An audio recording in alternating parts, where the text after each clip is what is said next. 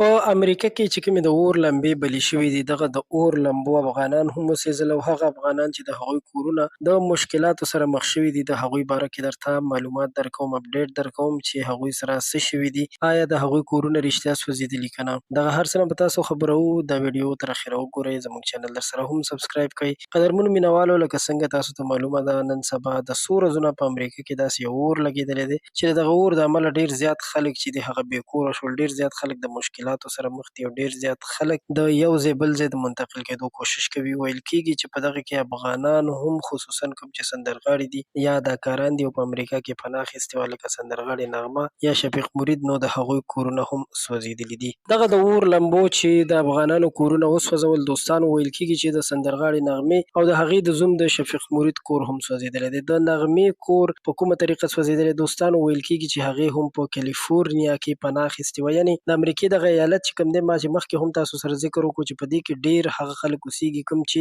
سندرغاړي دي یا اداکاران دي. نو ویل کېږي چې سندرغاړې نغمې هم همدغلته اوسېدل اختیار کړي او همدغلته یې ژوند زندګي تېروله. خو اوس چې څو ورځې وړاندې دغه اور چې کوم بل شو، دغه لمبې چې کومې بلې شولې او دغه لمبو په خپل ځان کې، په خپل زړه کې دغه اور رابل کړو او ټول کالیفورنیا ایالت یې په مخ راواخیستو، نو داسې ویل کېږي چې په دغه کې د نغمې کور هم سوځېدلی دی. په هر حال موږ بیا هم دا کوشش کوو چې مکمل معلومات راغونډ کړو، ځکه چې دروغ معلومات راغونډول نه غواړو چې حقیقت موږ ته په لاس راشي. کوشش کوو چې یو انټرویو هم ریکارډ کړو او تاسو سره یې زر تر زره شریکه کړو. تر اوسه پورې همدومره معلومات تر موږ را رسېدلي وو چې داسې حادثه شوې ده. په هر حال نغمه چې کوم ده، هغه یو داسې سندرغاړې ده چې د سندرو نه علاوه هغې چې پښتنو سره کومې مرستې کړي، لکه تاسو لیدلي وو چې د ګیلمن په باره کې هغې کومه مرسته کړې وه، کوم امداد یې پښتنو سره یا د ګیلمن کورنۍ سره کړی و، نو هغه هم د هېچا نه پټ نه و. نو درنو دوستانو، تاسو ترین اپډیټ تر همدې ځایه و.